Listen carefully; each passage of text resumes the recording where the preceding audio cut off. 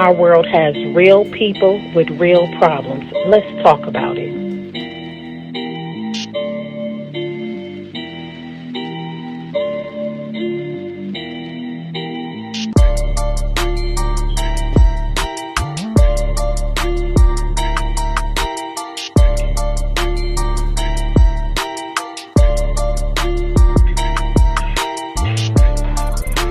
Okay, thank you all for joining. I'm Kimberly with KLetsTalkAboutIt. I have created an open platform for the community where we can basically talk about anything without judgment. My first story is going to be on myself and my family. So joining me, I have my sister Bridget Williams, which is my oldest sister. I have my middle brother JC Clancy, and then I have my youngest sister who is right up under me, Rochelle Vaughn. We're basically going to be talking about our experience, which is coping with the hurt of a senseless tragedy, which is basically years later after this tragedy, which involved our mother, Miss Barbara Jean Vaughn. So I'm just going to read a couple newspaper clippings, and then we're going to all come in and talk about it. It's important that we talk about this because it's been 30 years, and I don't think we have ever sat down and just all of us and actually just talked about it. And it's time we need to. So I'm going to read a snippet of a couple clippings, and then we're going to put it out on the platform. Okay. So. Two slayings push record total to 99. Milwaukee's unpredicted homicide rate continued unabated as two people, a man killed outside the Northside Tavern and a woman whose body was found on a secluded street in Lake Park, were added Sunday to the list of those slayings. Barbara Vaughn, 44, of 2414 West Wells Street, whose body was found about 1:30 a.m. Sunday along a secluded road in Lake Park, Hastings said. Vaughn had been shot several times in the head. Let's see here. And she was, on a secluded road in Lake Park, and they said she had been shot several times in the head. The slaying actually pushed our city's records to a total of 99. So it states, police are also investigating the death of Vaughn, whose body was found about 1:30 a.m. in the 3200 block of Raven Road in Lake Park by a citizen who thought Vaughn was a victim of a tragic accident.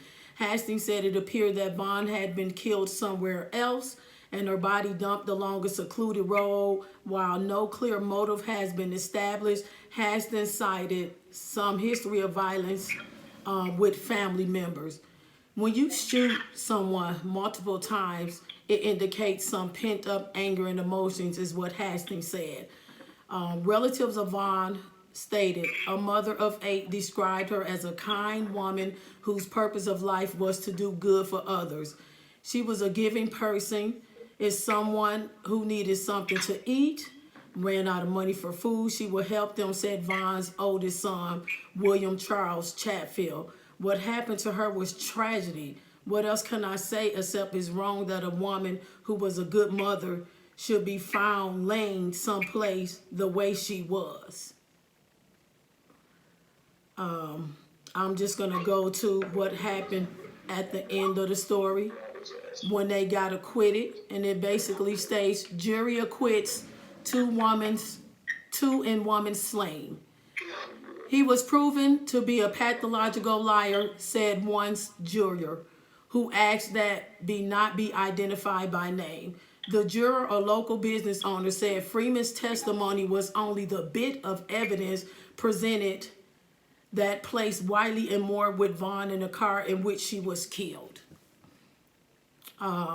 Nobody but Freeman put these two men in a car, the business owner said. I could have been in the car that night. Another juror who also asked he not be identified, said, I didn't put any faith in his testimony. The jury deliberated about 90 minutes before reaching a verdict. 90 minutes. You do all this to somebody's mother and it take them 90 minutes to make a decision.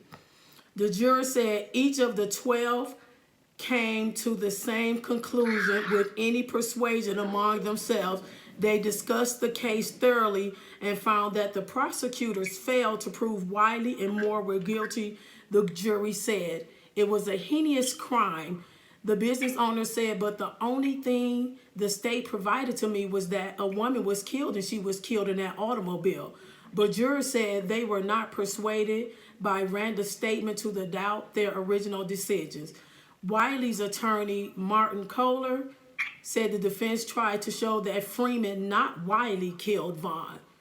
Kohler said he hoped the verdict put an end to the violence that plagued the families of Wiley and Vaughn. Wiley, who suffered an injury after the slaying that left him paralyzed from the waist down, will leave the area, Kohler said. He said Wiley and Moore feared they would be the targets of retaliation in Milwaukee. Wow. One of Vaughn's sons said he also planned to leave Milwaukee because he feared his family would be in danger. Although he disagreed with the verdict, the son echoed Kohler's hope that the people involved can go on to live peacefully. He said the jury's decision was final and that his family would not try to seek their own justice on the street. They were tired. They were found not guilty. There's nothing you can do, Vaughn's son said. You just have to take it. I just hope they go their way and let us live our life in bliss and in peace. So basically, when they say a judge dissents and a judge, was against everything that the jury said, that means that the judge did not agree with it. But because the jury is the ones that make the final decision, it didn't make a difference what the judge said. I'm going to go ahead and let my oldest sister, Bridget Williams, come on the line because it's been 30 years and we never have actually had the opportunity to discuss this issue. I mean, I don't think any of us knew where we were at the night that it happened, what went on the night that it happened. And I think that it's time that we present it to each other because we need to talk about it. Because she was the head, and you know how sometimes they said when the head leaves, everything else come tumbling down. We trying to fix that. So I just, if you don't mind, Bridget, if you can just come on and just, tell us how your night went that night 30 years ago, October the 15th of 1989. So that night, October 15th, 1989, was a very tragic moment in all our lives.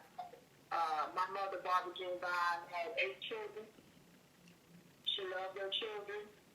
And these criminals, these murders, they took her from us. We were not prepared for this. I had seen my mother earlier that night. She told me she would be back. I also had seen the people who killed my mother that night. Not knowing that they were going to kill her because my mother's shelter said he ate at our table with us, he broke bread with us, and my mother felt safe with him. Kind of make a long story short, the night she came to my house, she said she'd be back.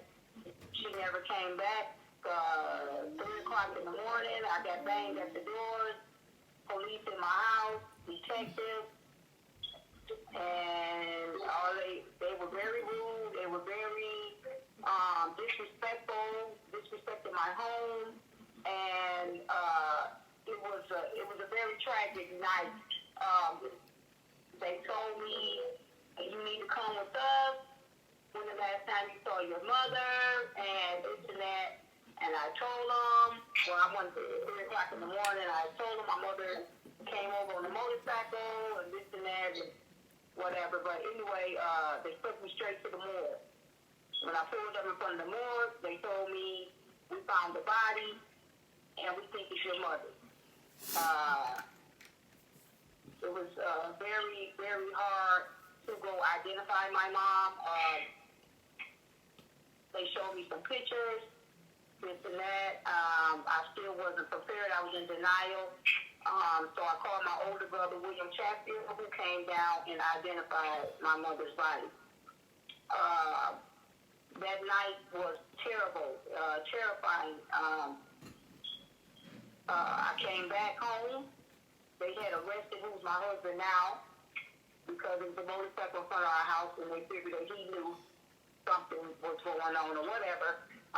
So anyway, they told me if I stopped crying and I shut up, they'll let my husband, well, he's my husband now, out of the paddy wagon so I can talk to him. The detective was very, very mean to me,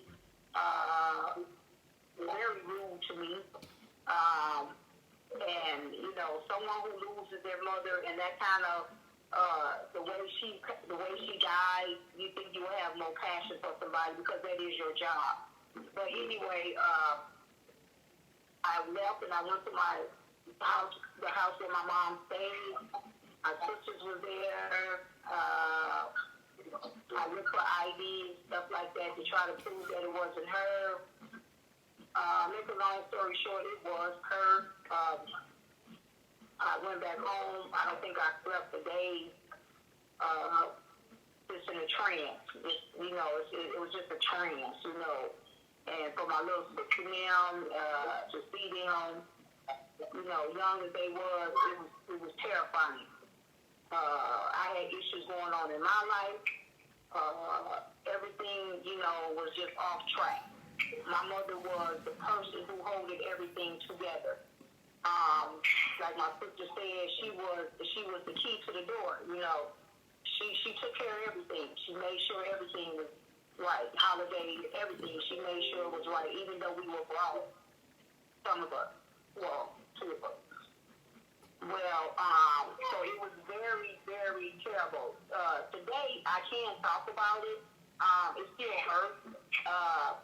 But I figure my mother, she died for us. My mother died to protect us. Because one of us could have been in that car. Any one of us could have got in that car because they tried several times with several sisters. They tried me. And I feel my mother protected us. She died for us.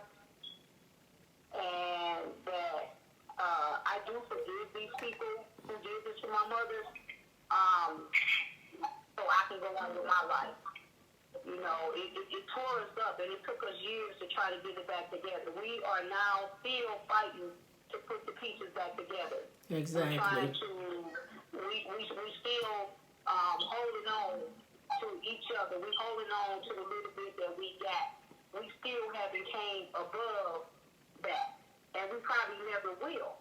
You know, we have been struggling financially. We have been struggling emotionally. You know, so it's hard to keep it going. But you know, we all keep a smile on our face because that's what our mom did. People don't know what we're going through on the inside. You know, we have a smile because that's the way we were raised. My mother raised a single parent with 8 children, and she did a damn good job because we're real strong. Our heart is strong. We love everybody. We love each other. We support each other. And I thank God that my mother did have 8 children because we have more to hold on to.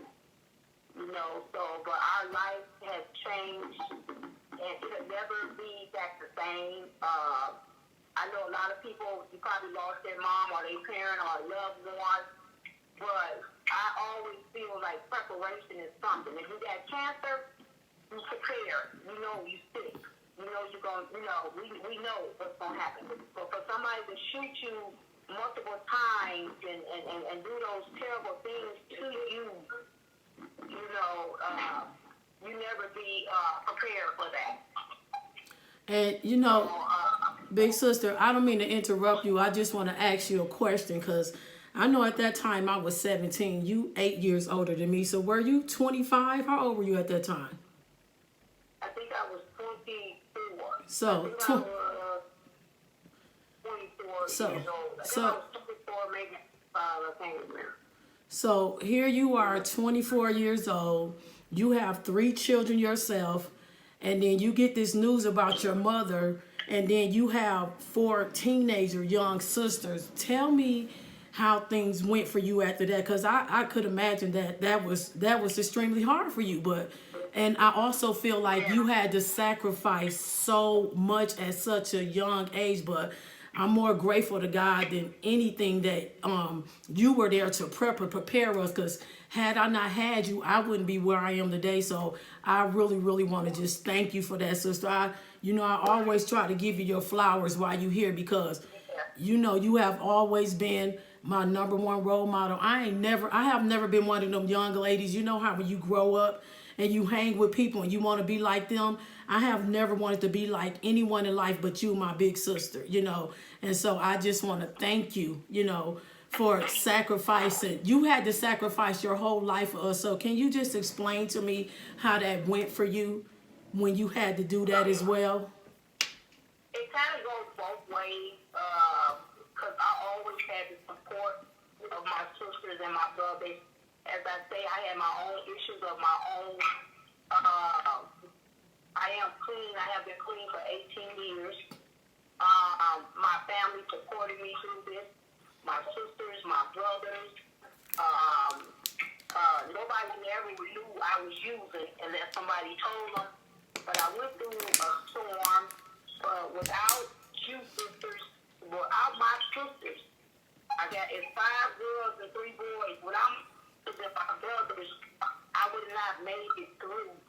So it kind of was tit for tat. And my mother had always raised my sisters. They might have was young in age, but they were grown in mind, because she raised them to be very independent. And they were very independent. I didn't have to cook. I didn't have to clean. My bad days when I locked myself in the room. When I used to leave, they used to be like, Bridget, just stay home, be with us, and all this kind of, you know what I'm saying? So it was kind of like a tit for tat.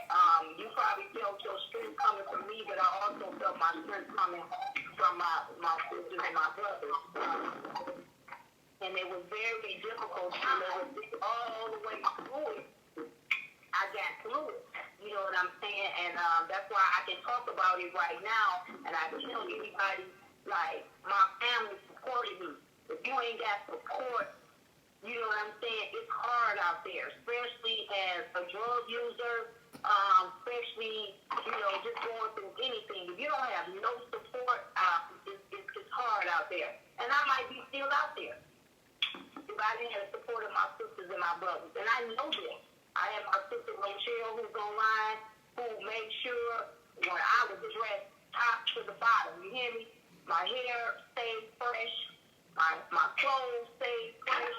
I don't know. If she only wore her tennis shoes one time. I had tennis shoes. I was wrecked. You know what I'm saying? It wasn't nothing. My baby brother, about whatever I had to ask him for, whatever, he made sure I had it. You know what I'm saying? So, family, and the way that my mama raised us, Nick Pitt, she raised us close. We slept in the same bed. If we had to sleep on the floor. My mother always protected us. She always kept us together. She never let the welfare take us. She would run and hide, whatever she had to do to keep us together. And that was a thing, and I always say this thing, I was going to open up a club and call it the Pieces of 8. Because we all got so many pieces that go together. That's a good so club. I really love my family. They supported me. I say it in my testimony all the time that I have support through it all. You know what I'm saying? They always say God send you a comforter, and my family was my comforter. So with them, that's how I got through the death. And you never get over the death of your mom. You just learn how to live with it. Correct. You just learn how to live with it. Correct. You don't get over it. You learn Correct. how to live with it. Correct. So we learn how to live with it. That's why when I see people disrespecting their mom, I hate her, see this and see that. If you only know, if I could just tell my mama one more time, I love you. But one thing about it, my mama knew we loved her. You know what I'm saying? She asked my mama why she had so many kids. She said so she could have somebody to love. Correct. You know, so that's how I get to that. Okay. So, Jamie, JC, Yes. I know you the middle brother, but you have always felt like the big brother. I'm the baby brother. Right, the baby brother. I apologize. I'm the baby brother. And you have always felt like the big brother. I know you have always felt like you had to carry such a heavy load, even now with our oldest brother deceased and the second oldest brother incarcerated. So I couldn't imagine like what you've been through, but I know it have been extremely hard. But if you don't mind, can you walk me through, how that day went for you? Because I still don't know to this day, and I would like, for you to share that with us.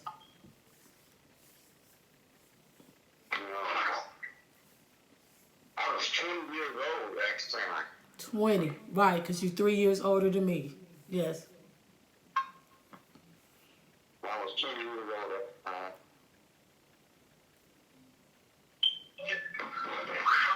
You was 20 years old.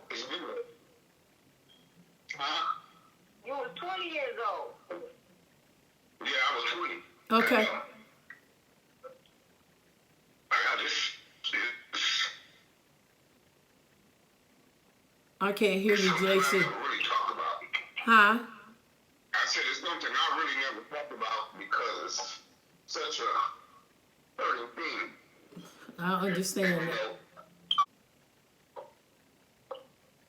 It's okay. I took the wrong on trying to do that I could.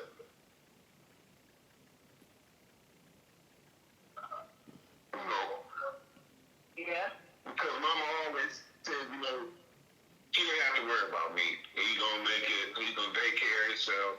She always told me all that. I'm always just trying to stand up and be that strong individual that she wanted me to be.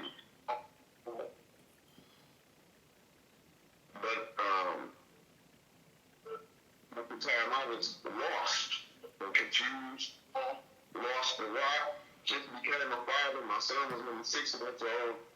Just learning how to be a parent, and I was in a confused stage. I didn't know which way to go or what to do. I left town because I didn't know how to be here no more. I didn't know how to look at Tom because I wouldn't protect her. I didn't run from fear. I ran because I didn't know how. I looked because I didn't protect her.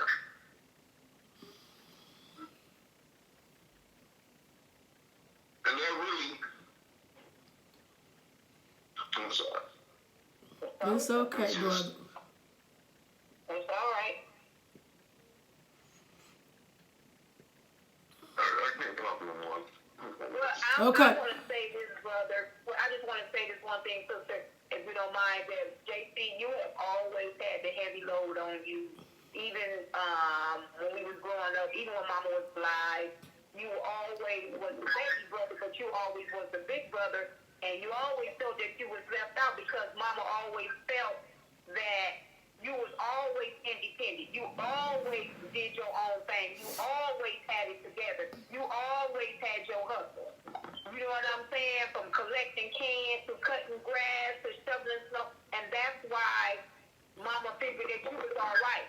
See, the ones that she had to worry about, she knew the one she had to worry about. But as I want to just say this right here, that you the big brother to us. I always tell everybody, he my baby brother, but he our big brother. You know what I'm saying? Because when Chatfield died of diabetes, you had to take that role. And our other brother who's incarcerated now, even when he was out, you still had to play that role. You understand? I just want you to know that we still love you and we still see you as a big brother. you and say, JC, I need this, or JC, I need this, and you're going to make sure. You know what I'm saying? You're going to make sure that my needs is met. And I appreciate that, and I love you in that. You know what I'm saying? It might be a small thing. You know what I'm saying? But it's still, to me, it's the big things. And you always, it was a big part of this family, and you always will be. You might be the baby brother, but you are the big brother. Correct. You know, and that's the role that you have to play. And that's the role that you are. And you were raised to be independent so you can protect us. So don't even worry about that you didn't do your job, because your job, you did your job. And you're still doing your job. And we love you, and can continue on doing your job, because we all we got. Correct. And nobody could protect it, Mama. Mama had, you know, nobody could protect her. You know, now that I'm saved, and I know that no matter how Mama died, it was tragic. It was her day. We have a born day and we have a dying day. And, you know, justice, we didn't get justice. No, we didn't, because we was a poor black family on welfare. My mama worked, though. My mama worked all the time. But we was a poor black family, 8 kids. They didn't care about us. We was another statistic. Correct. They let those people off. They got paid off. And we still suffering this. We still got the wounds. Right. They walked them back to Chicago. Yeah. They walked them back to Chicago. I understand that. And the next day they was right here. Because I called the lawyers and told them, me and my sisters is in Capitol Court shopping, and these boys are here telling us hi. And me and my sisters were scared for our life. And we left Capitol Court. Trying to live a normal life. Trying to do Christmas shopping after the death of our mother. Correct. So I understand that. But we didn't get justice. No, we did not. They got paid off. Everybody got paid off because those boys had money, GD, BOS, or whoever they was. But I could care less about them. You know, I heard half of them is dead or whatever's going on. But like I said, I forgive them so I can go on with my life. But no, we did not get justice. I don't feel that we got justice. The system failed us. And but I feel that we were some rich people or something like that, and we had money. I figured that the tables would be turned. You correct about that. That is correct. There was no justice. It was, we was left with the pieces. And Correct. that's why I call them pieces of eight. Right. So, Pieces of eight. and another thing I want to say too. What did you say, brother? The same as how the same crowd to do all the bottling harm they did to my brother. Yeah. Shortly before that, and the same people, the same organization, Correct. was allowed to get away with the same crime. Correct. You know, all the bottling harm they did to them. Correct. And nothing was done. Yeah. Correct. Like I said, we still patching up our wounds. We still trying to go on with our life as we get older, and it's so hard. It seems like we never get a breakthrough. We have to work hard for everything that we have. Sometimes we barely making ends meet, but at the end of the day, we still just got us. Correct. Well, I wanna say to you, JC, I couldn't imagine how that went for y'all, because as men, it's hard for men to sit back and not be able to do anything. You know what I'm saying? So I know that was extremely hard, you know, for y'all. But if you guys don't mind, I would like to go ahead, because I want to do it in the order from the oldest to the youngest. So Rochelle, if you don't mind, I'll present what happened to me that day, and then I'll let you present what happened to you, and then we'll close it up, you know, if that's okay. Okay. Yeah. So for me that night, it was like about 9 or 10 p.m. and at the time it was Momma, me and Mama was at home, and the young man and the guys pulled up in the car, and they rang the doorbell, and I was looking like, hold up, this dude, like, what you want? Talking about Travis, and he came in. And he trying to get Mama to come with him. And you know how we was at that time. We was teenagers. We had our own mind. And if something looked curious to us, we had something to say. And I was like, hold up. Who you with? And like, what you want? And really, I just wanted to know how he even knew where we lived at. Because we hadn't seen him in a while. And come to find out, they had been riding around all day trying to find our apartment where we lived at. And somebody slipped up and told them. And that's how they got to us that night. So, you know, Travis said to me, oh, you still got, we was actually arguing. You still got this smart mouth. No, I don't got no smart mouth. I just don't know what you popping up for. And who is these people with you? And so they was, what happened is I was standing outside. Rochelle, do you remember Brenda? Brenda was coming over, right? And so what happened is me and Brenda was finna go somewhere. And I was like, no, I'm not going to go. Because, you know, I was out there arguing with them, trying to prevent Mama from going. I was arguing with Travis, trying to prevent Mama from going with them. So Mama had went back in the house.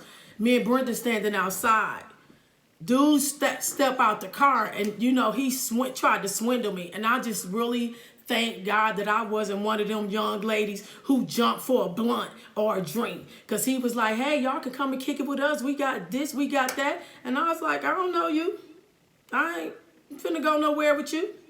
And he jumped out the car and pulled my arm and tried to snatch me in the car. And I promise y'all, Mama opened up the door. Right when he was doing it, was like, let her go. And he let me go. And they left. They left. So they left. Me and Brenda sitting there with Mama. We stayed home. We stayed there like another. I don't think we left until like 11:30, like midnight. It was late because I wanted to make sure that they didn't come back. And at the time, we was all teenagers. So my other little sisters, Rochelle, Fatty, and Rocky, they weren't there at the time. You know what I'm saying? So Mama was there. Mama was getting ready to go to bed. And she was like, Kim, you could go. I ain't going to go nowhere. I said, Mama, you ain't going to go nowhere. They was gone like an hour or something. She's like, no, I ain't going to go nowhere. So me and Brenda left. I say like about 12:30, 12:45, like 1 a.m. or something. Me and Brenda was waiting on her boyfriend. He was coming in the door. As she was opening the door for him, we was on 24th and Lord. This was such a big coincidence. We was on 24th and Lord upstairs in the apartment building. And as Brenda was opening the door for him, the guys that was in front of our house trying to convince Mama to go with them and Travis, they was rushing. The way the building was made, like both of the apartments was on the inside. You know how you walk in the door and then you go up the stairs and there's an apartment and to the side there's another apartment? That's how it was. So the dudes was running in and they was like, we just smoked that bitch. And what happened is I looked down and I said, I pulled Brenda back in the house to shut the door. And I got real scared and I started crying. She said, what's wrong? I said, Brenda, don't you remember them dudes, them the ones that was in front of the house? And so Brenda, I guess she really couldn't remember it. And so we was trying to wait for them to leave out the apartment before I left out because I was scared because I remembered them. I don't think they left out the apartment till like about 5 or 6, like 7 something in the morning.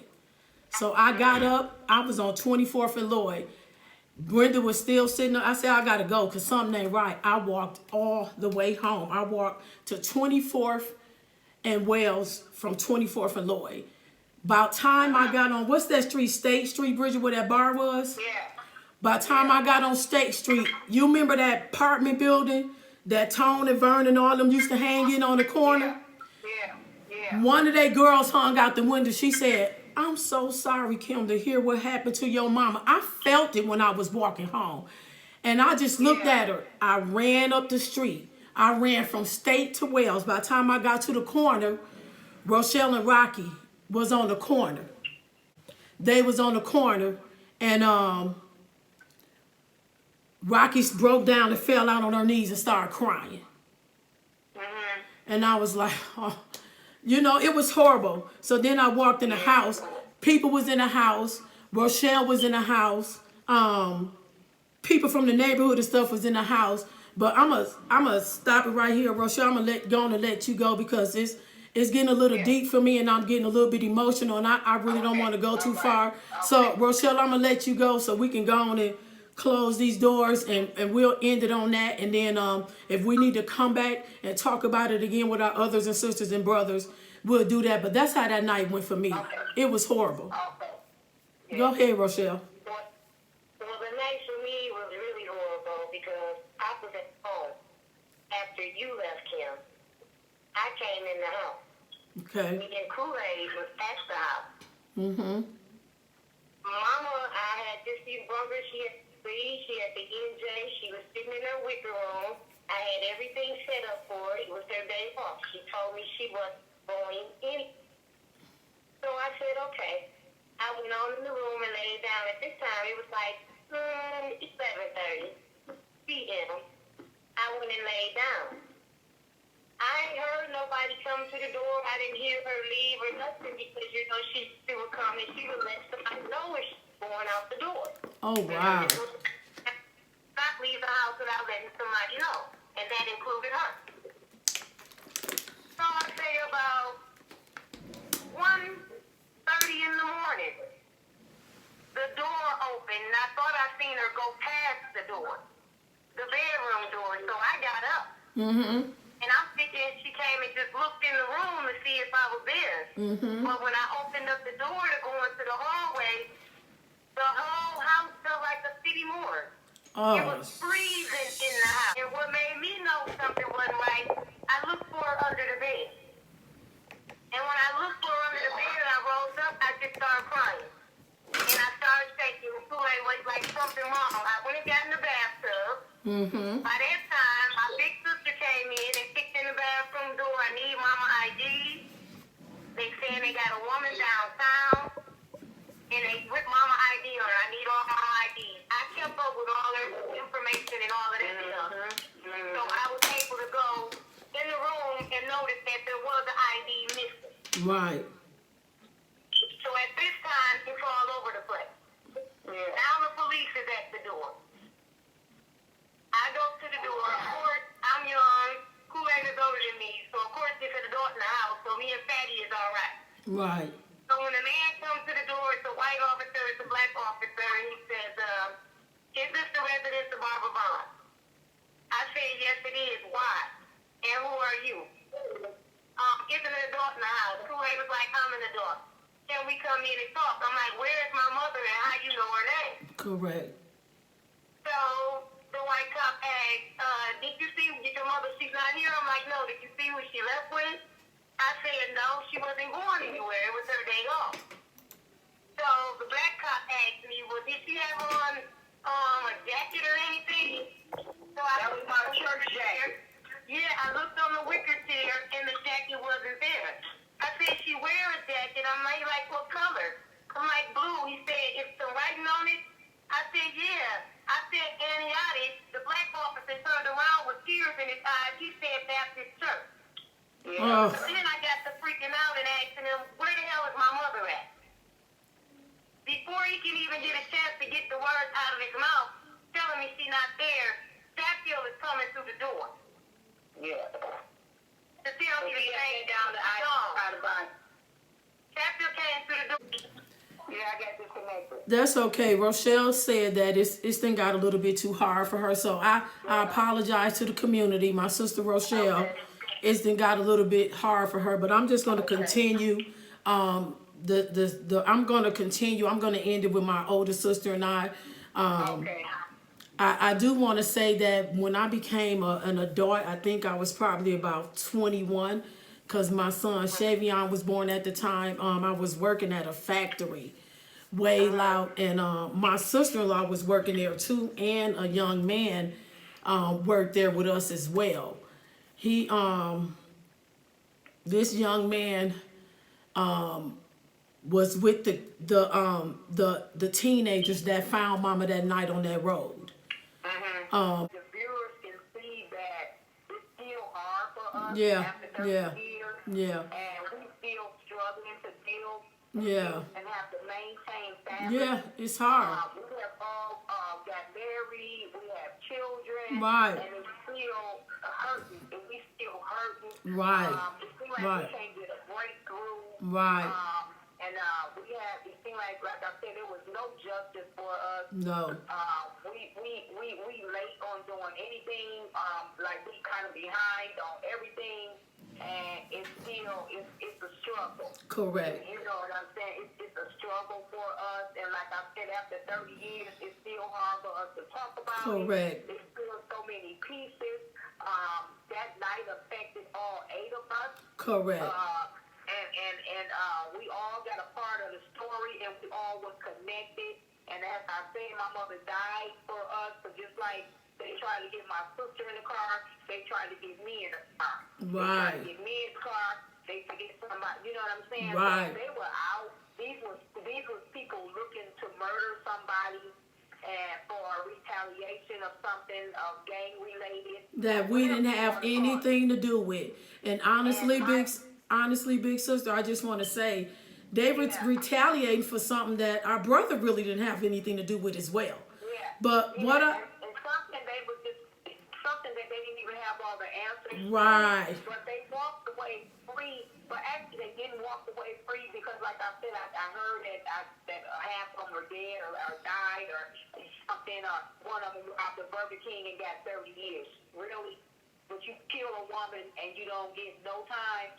You know, so it's a lot of pieces that we missing, and we didn't have the money, the structure to go out and our mom. So we were so emotional struck that we had to hold on to what we had us. And it's really hard to continue on life because she's every day. She's a part of our life every day. Correct. And, you know what I'm saying? And it's like I said, we never will get over it. Right. We just learn to live with it. Right. And people watching this, listening to this, I hope you listen to it. I hope you share with your friends and let them know that, you know, it's other people out there. If you went through this tragic, and the tragic is happening every day. All over the world. Where I am now. People are killing people. People are doing things, getting 5 and 10 years for it. You know, justice just not being served. Not only did our family go through stuff, but it seemed like it started with us. In 1989, that was a tragic. October 15, 1989 was the worst day of my life. And it still is. I hate for the day to even be on the calendar. But we love each other. We sticking together. We holding on to what we got. We not financially equipped. You know, we work hard because my mother was a hard worker, double shift, everything. We do everything we do. We earn everything we got. Correct. You know, nobody handed us anything. You know, and we still struggling emotionally. We still struggling financially. And like I said, if you're listening to this, share this with your friends. Let them listen to it and let them know if you're going through something, you're not out there by yourself. And if you want to talk about it, you can connect to my sister. Let's talk about it. We'll talk to you, we'll show you, we'll tell you, we'll continue to let you know how we feel, and we'll continue this conversation again when we're a little bit stronger, and just hold on to your mama. If you got a mama out there, hold on to her, love on her, hug her, love your whole family. Correct. And hold on to her. Correct. Because today is not promised, and tomorrow neither. Okay, well, and thank I really you. appreciate you, sister. Oh, you're welcome. Going out and doing this. It has to be a strong individual to even try to think about this. And you hook this website up, this video you did all on your own, and trying to get that word out there, trying to reach out to people out there and let them know we're not going to only be talking about tragic stuff. We're going to talk about anything that you want to talk about. If you feel suicidal, anything. Yes. You know, yes. Just connect to let's talk about it. Yes. Well, thank you, sister. I appreciate you taking the time out. Like I stated again, Right. I want you to know that I love you. I have always been in love with you since I was a little girl. And like I said, there's no one in this world that I ever wanted to be like but my big sister. You have always been the person to encourage me, you know. So, but I just want to thank you for sacrificing, for sacrificing your time. You had to sacrifice so much, and I know that was extremely hard for you, but I thank you, big sister. I love you. I'll talk to you later. I'm going to go ahead and I'm going to close this video out. You have a good night, and I love you, sister. Love you too. Okay, good night. Bye-bye. Okay, thank you all for joining in and listening to my story with my family members and myself. I actually created this platform for individuals like that, not just myself, but for everyone out here in this world that we're living in, this village. We have murders going on, we have suicide going on, we have tragic things happening with kids, with women, we have people with low self-esteem, whatever the case may be. Please reach out to me, Let's Talk About It.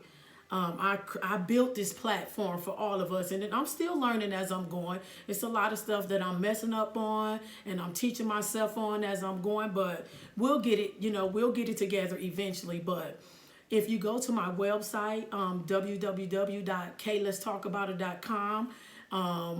if you go up underneath my logo, you can follow me on Instagram. You can follow me on Snapchat. You can add yourself to my Facebook page. Most definitely, please subscribe to my YouTube channel, because that's where I'm actually going to be presenting everything. As well, I want you guys to go onto my contact page that's on my website. If there's something particular you want to talk about, whether it's anonymous or you want us to just talk about it openly, we can do that. I'm going to start having Saturday Night Lives, and Saturday Night Lives is where I'm going to have us as the community. We all put in different questions or different things we want to talk about, and that's what we're going to do on Saturday Night Live. So as I build my platform and get more subscribers and get more people connected, as we all start connecting more, then we'll get it together, okay? So thank you so much for joining in to Let's Talk About It. It has been a pleasure.